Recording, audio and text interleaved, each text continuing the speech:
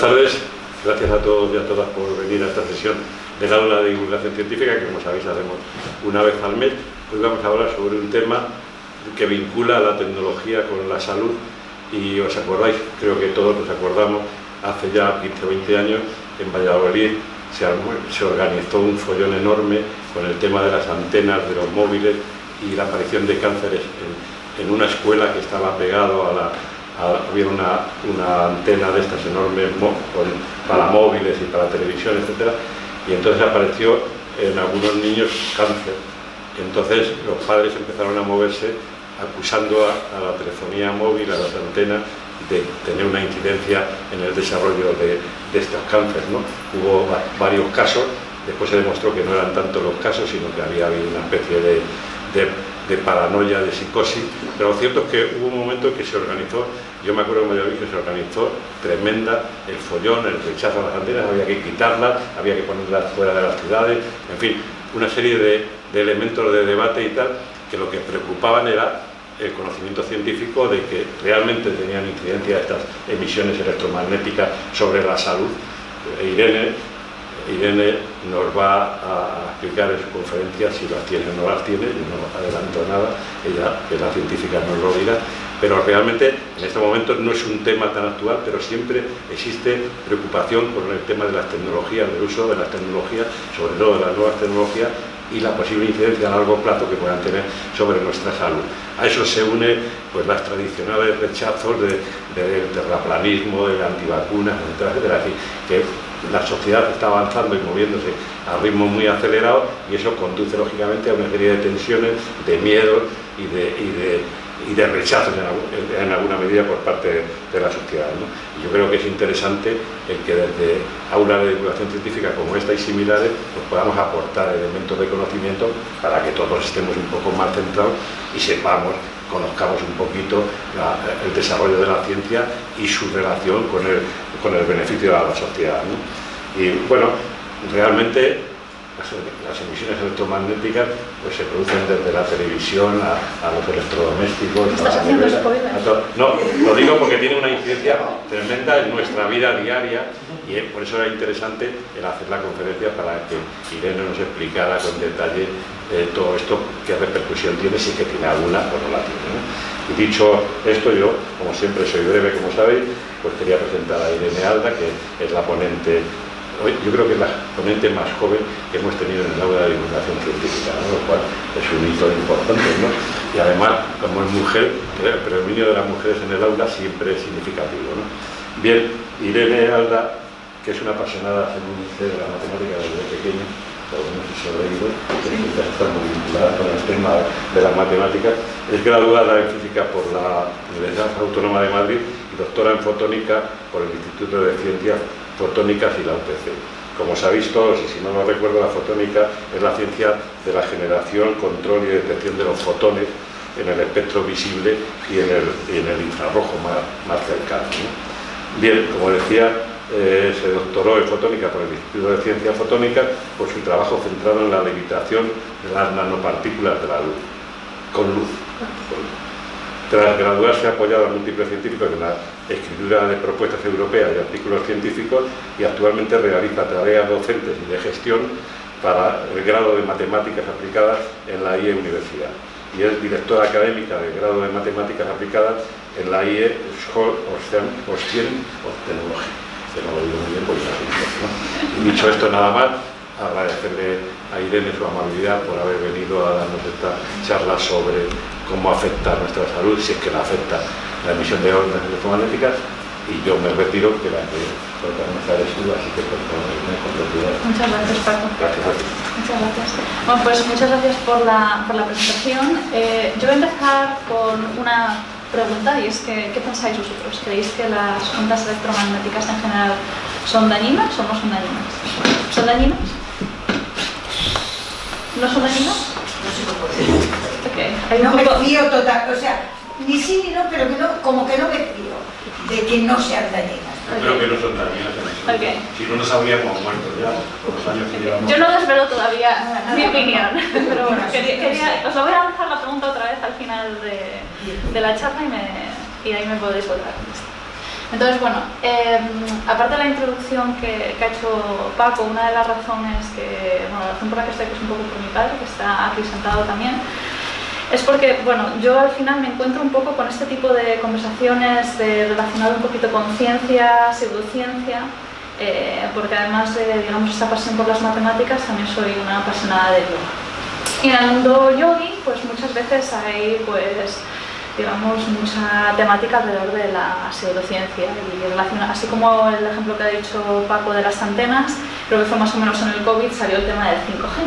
Y me acuerdo de estar hablando con compañeros yogis que como, que chicos, que no pasa nada, no os preocupéis.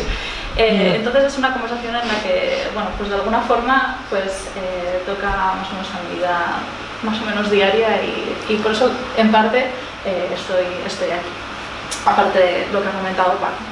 Entonces, bueno, voy a empezar un poquito simplemente comentando qué es una onda, porque al final esto va de ondas electromagnéticas. Sí. ¿Qué es una onda electromagnética? Bueno, una onda en general es cuando cuando lanzas una piedra en un charco o en un lago, pues ahí se produce, pues podríamos usar una onda de esas moléculas de agua debido a esa perturbación que hace al lanzar la piedra. No me voy a meter en tecnicismos, pero bueno, esto es una onda electromagnética, tiene una parte eléctrica, una parte magnética, pero bueno, lo que quiero que nos quedemos es que esta onda tiene un tamaño, y ese tamaño se mide la palabra técnica que se usa es longitud de onda. Entonces la longitud de onda o la frecuencia es lo que nos permite describir el espectro electromagnético. Y seguramente esta es una imagen que o en frecuencia o en longitud de onda en el colegio en algún momento siempre salen los libros de texto.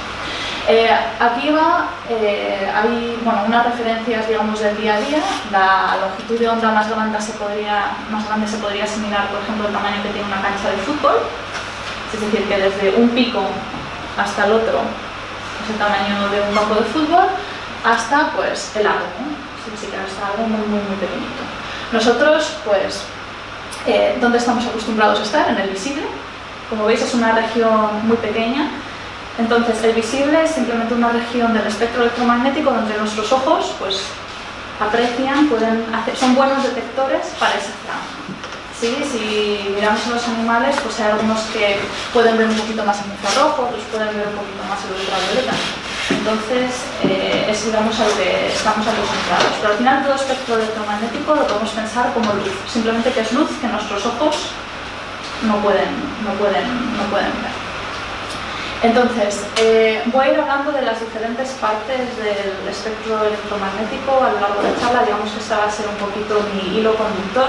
Voy a ir volviendo a esta pantalla para ir explicando los diferentes casos y para que también podáis ir creando vuestro criterio de dónde las ondas electromagnéticas pueden ser dañinas o no para la salud.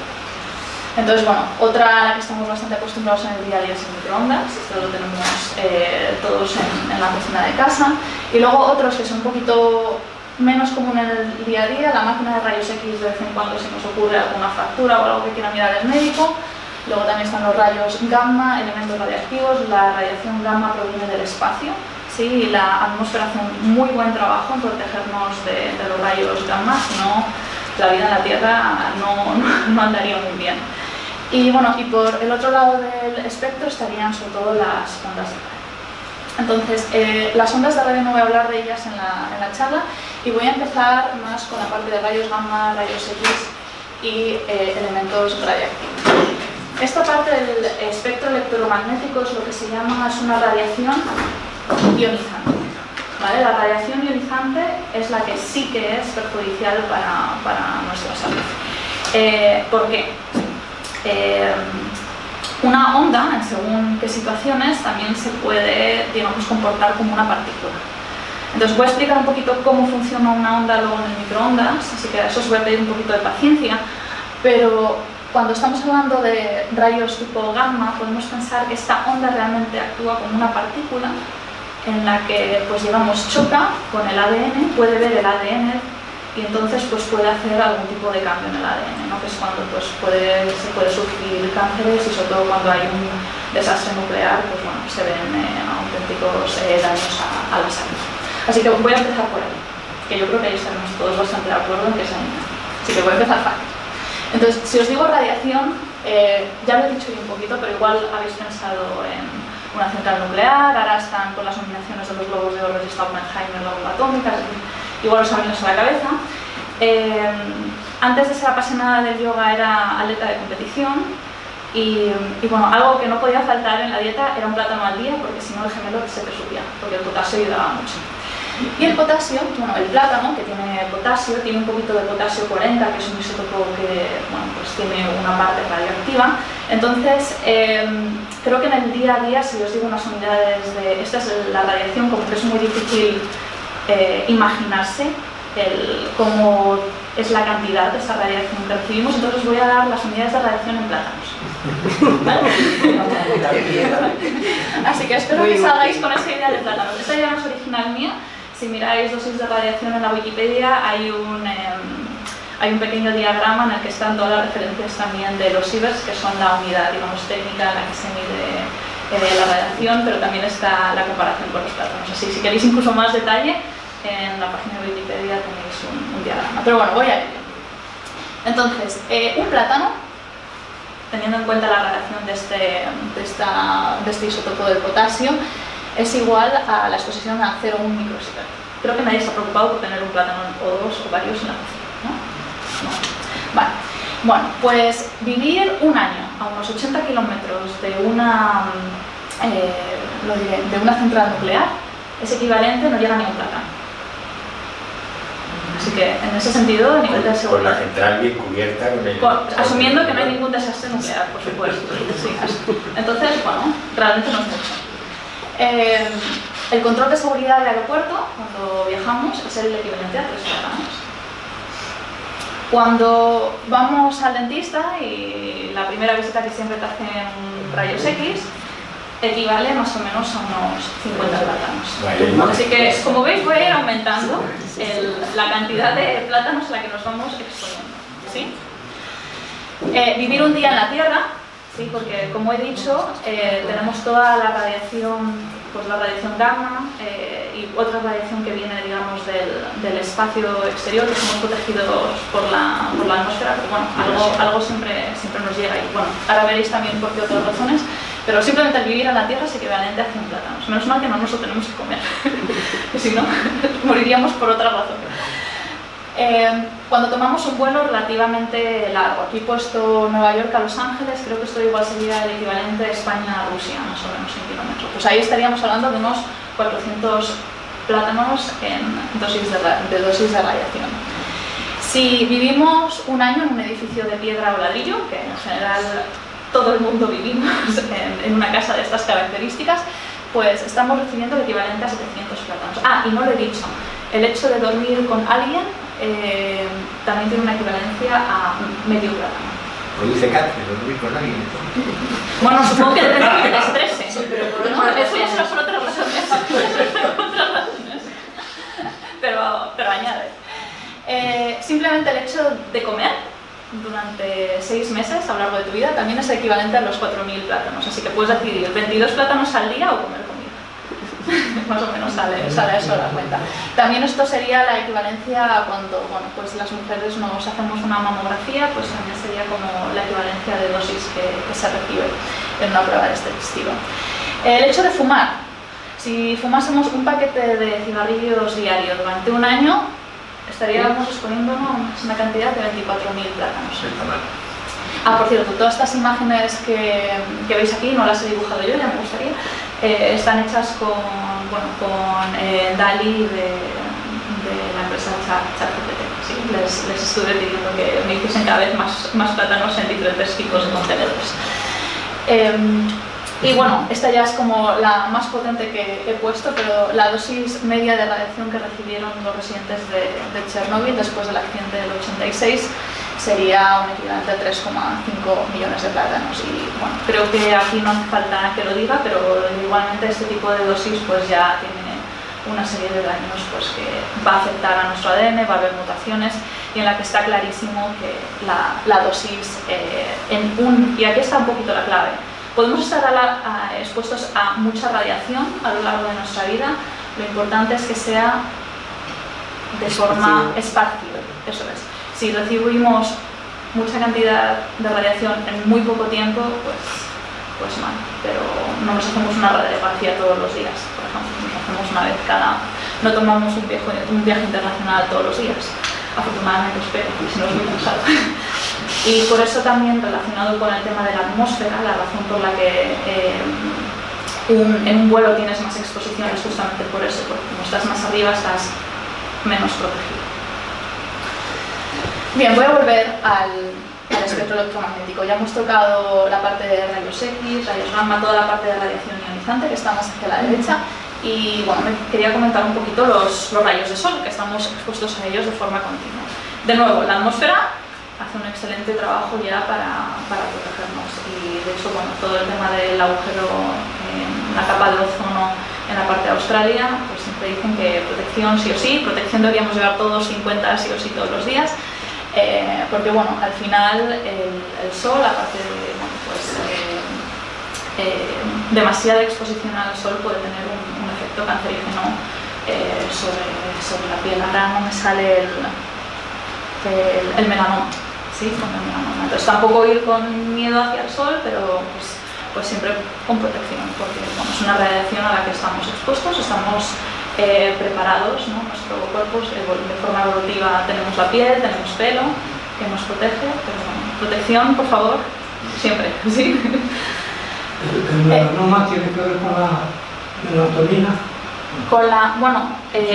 A mayor melatonina normalmente la piel está más expuesta y ser más oscura eso va a proteger a la piel, pero me tendría que mirar, la verdad es que algún estudio, porque seguramente hay correlación entre piel más oscura y más clara, más probabilidad de melanoma que menos, porque están menos protegidos, pero me tendría que mirar. Están más protegidos, los ojos son más oscuros, la gente con ojos más claros es más sensible al sol. Vuelvo un poquito al espectro. Se ha hablado de los rayos del sol. Los rayos del sol están en el visible porque iluminan, ¿no? Y por eso podemos ver colores. También está un poquito en el ultravioleta, pero quería hablar sobre todo del infrarrojo y el ultravioleta en un entorno, digamos, laboral. ¿Sí? Hay trabajadores, bueno, yo al menos cuando trabajaba, por ejemplo, en el Instituto de Ciencias Fotónicas, trabajábamos con láseres. Hay láseres que, bueno, tu ojo puede ver porque está en el espectro visible. También hay láseres que están en el infrarrojo. Y si tienes la mala suerte o que hay alguien que no, digamos, ha puesto las protecciones necesarias y bajas tu visión a donde está el láser, pues puedes tener un accidente, ¿no? Y te puede dañar el ojo. Entonces, bueno, pues en el caso de, por ejemplo, personas que trabajan con láseres que pueden ser dañinos, es importante siempre protección tanto visual como según qué energías se trabajen, incluso también digamos a otras partes del cuerpo. Lo que puede pasar es simplemente que te quema, así que no muy agradable. Y luego por parte del infrarrojo también las personas que hacen vidrio, ¿sí? Que hacen formas con vidrio, pues también aquí hay una exposición más alta al infrarrojo, y es una razón por la que se necesitan proteger la vista, porque si no puede dar lugar a cataratas. Otro tipo de protección de cara a riesgos laborales es el ultravioleta. El ultravioleta se usa muchas veces para la curación, es decir, endurecimiento de plásticos. Entonces, cualquier persona que está expuesta durante largos tiempos al ultravioleta, pues de nuevo se debería proteger también lo relacionado con lo que hemos visto con el sol. Bien. Voy un poquito más hacia adelante de cara al microondas. Entonces, el microondas es algo que tenemos todos en la cocina, lo usamos para calentar o no, el siguiente algún no, para calentar comida. Espero que hoy, si estáis un poco reticentes al microondas, que confiéis un poco más en el microondas al salir hoy de clase, de aquí. No sale de clase porque tengo alumnos y acabo de acabar. Estamos aquí en el colegio encantados. Entonces, un microondas, ¿cómo funciona? Un microondas, lo voy a simplificar mogollón, pero podemos pensar que es una caja donde las ondas rebotan, o sea, es como si tuviésemos, entre comillas, al final espejos para las ondas de microondas. Y el tener ahí estas ondas, el hecho de que reboten, hacen que se sumen de una determinada manera, en la que hay zonas que se calientan y zonas en las que no. De hecho, si alguna vez quitáis el plato que da vueltas y metéis una mancha de queso o una tableta de chocolates, veréis que hay zonas que se han deshecho y zonas que no. Entonces, ¿cómo se calienta? ¿Qué ocurre? Si metéis hielo en un microondas, ¿se deshace? No. No. Entonces la comida congelada va a costar mucho deshacerla en el microondas. ¿Por qué? Porque el microondas al final, la idea que hay detrás por la que se calienta la comida es que la comida que tenemos tiene moléculas de agua que están en un fluido, no en sólido, por eso el hielo no nos vale. Entonces, el microondas lo que hace que como las moléculas de agua son bipolares, es decir, tienen una zona con una carga positiva, otra negativa, entonces llega la onda de microondas y hace que la molécula baile, ¿sí? Eso es. ¿Sí? Y entonces el hecho de que haya muchas moléculas, si me permitís la palabra, rotando, bailando, pues lo hacen muy juntitas, generan fricción, y esa fricción entre las moléculas de agua pues es lo que genera el calor y nos calienta la comida. ¿Sí? Dicho esto, ¿es peligroso un microondas? Bueno, pues si te colocas muy cerca y pones la mano, según lo bueno o malo o lo bien aislado que es este microondas, igual te quemas un poco. ¿Sí? Lo que pasa con este tipo de radiación y cualquier tipo de radiación es que la distancia a la que estás de la fuente emisora es importante. Es decir, si ya das un paso en el microondas, ahí no llega nada. Entonces, si coloco la mano igual está caliente, pero digamos que el daño que puedo tener con un microondas, y creo que en algún manual de instrucciones en Estados Unidos pone por favor no introduzca a su gato en el microondas para secarle el pelo, aparte de algo que no sea, digamos, de sentido común, que espero que nadie aquí haga, ¿no? Igual os reís, pero creo que alguien demandó a la empresa de microondas por no haber puesto algo así en el manual de instrucciones. Entonces, siempre y cuando no tengamos una conducta inusual y de sentido común, el microondas no es algo dañino. De hecho, el microondas o las ondas microondas se corresponden con la misma longitud de onda o frecuencia, según en qué términos hablemos, que la telefonía móvil. Sí, los microondas en frecuencia funcionan alrededor de los 2,4 GHz y la telefonía móvil, según de qué estamos hablando, suelen andar entre los 0,7 y 2,4 GHz, así que andamos ahí. Entonces, si yo meto mi móvil en el microondas y no lo enciendo, ¿vale? Pero cierro la puerta e intento llamar a mi móvil, desde fuera mi móvil no va a sonar. ¿Sí? Porque al igual que las ondas que consigo en el microondas que reflejen y se quede todo ahí encerradito, que es el objetivo para poder calentar de forma más eficiente, tampoco deja salir. Entonces, y tampoco deja entrar. Ni deja entrar ni deja salir las ondas. Con lo cual, igual no es la forma más eficiente, pero si un día no queréis recibir una llamada, podéis meter en el microondas, acordaos y no lo encendáis después. Si no, luego ya de eso ya no me hago responsable. Pero bueno, no llegaría ningún tipo de señal a nuestro móvil. ¿Por qué? Esto al final, una palabra que igual os suena, esto sería una caja de Faraday. Un microondas es una caja de Faraday. ¿Sí? Entonces todo lo que metamos dentro no le va a afectar. Otra caja de Faraday a la que estamos muy expuestos en el día a día, nuestro coche. ¿Sí? Lo que permite que si nos da un rayo al coche y que no nos electrocutemos no son las ruedas de goma, que esto a veces creo que se dice, sino es el hecho de que el chasis es metálico. Y entonces esta carga eléctrica del rayo es lo que nos protege. Así que estos son, digamos, dos cajas de Faraday en las que estamos expuestos normalmente. Y la del coche me acuerdo que la aprendí a los 7 años en un museo de la ciencia, que daba un poco de miedo, ahora os explico por qué, pero pedían siempre unos voluntarios, decían, venid, vais a probar una caja de Faraday. Y tenían como una especie de jaula donde te metían y luego pues producía una especie de rayo hacia la jaula y la gente luego salía bien, sin ningún tipo de daño. Entonces, bueno, simplemente como anécdota, y era un poquito la motivación del coche, y definitivamente después de ver eso se me quedó, el coche es una caja de Faraday. Entonces, bueno, pues si no lo sabíais, ahí lo tenéis. Entonces, las antenas, la telefonía móvil, el wifi, el bluetooth, ¿es dañino? Pues al final es microondas. ¿Qué hace el microondas al final? Calentar. ¿Sí? Entonces, el tipo de radiación que recibe, digamos, la antena de nuestro móvil cuando nos lo acercamos a la oreja o a la cara, lo que va a producir es calor.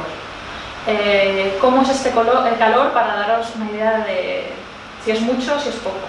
Normalmente, la batería del móvil o simplemente el funcionamiento de la pantalla es bastante mayor al calor que generan estas ondas.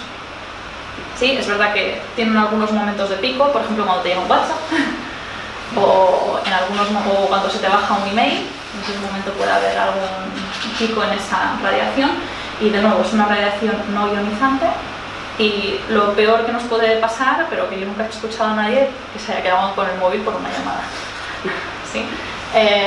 Entonces, bueno, esto es similar respecto al Wi-Fi, al Bluetooth, que funcionan en digamos, la misma región. De cara a los móviles, no obstante, hablamos de la radiación, pero si hablamos de los móviles, bueno, vale, me he adelantado un poquito, pero vamos, que el resumen de radiación de móvil, si no me quemo, todo está bien. Pero dicho esto, los móviles pueden tener un daño a la salud. Bueno, es que yo os voy a preguntar, no me acuerdo del orden de mis slides. ¿Qué pensáis ahora? ¿La radiación es dañina? ¿No es dañina? El granito, cuando le da el sol, coincide el sol, es, por ejemplo, nosotros aquí en verano, que pisamos granito y tenemos granito por tantísimas calles, ¿es conveniente para nuestra salud? Pues el granito, al final, lo que os he enseñado de los plátanos del edificio de ladrillo piedra entraría ahí. Y bueno, al final es un poco lo que estamos expuestos en las ciudades y es una cantidad... Es una cantidad... El sol no interviene en absoluto. ¿no? Es más... No, el sol no. Es más, entonces... No, es radiactivo por sí mismo. Eso es. O sea que mantiene siempre. Es una propiedad. O sea que cuando tienes en una cocina una encimera de granito... No. No tengo. Me pierdo. No. Perdona. No pasa nada. Yo soy gallego y vivimos sobre roca de granito todo Galicia. O sea que... Entonces es algo a lo que estamos expuestos. Hay una parte de radiación, pero es muy pequeña como para... No lo creo tampoco, pero debe de ser por el lacón. No es preguntas y robos, es que pensáis sobre la pregunta. Sí, pensáis sobre la pregunta. ¿Qué pensamos con respecto a todo lo anterior? Sí. ¿No? ¿Os he convencido? No sé. A mí me han tranquilizado bastante, te lo digo de verdad. Sobre todo lo de los móviles. ¿Lo de los móviles? Que hay muy mala prensa de que si te pones cerca no debes usarlo así, sino con auriculares para que no esté cerca de la cara, no lo dejes cerca del vientre de las mujeres o del corazón. Hay muchas leyendas urbanas sobre Y eso. por Voy a la comentar noche. luego un poquito sobre eso.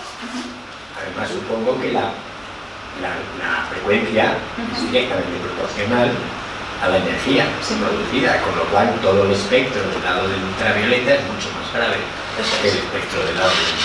¿No? Eso ¿Digo yo? es. Sí, por eso la radiación gamma es la más energética. Sí.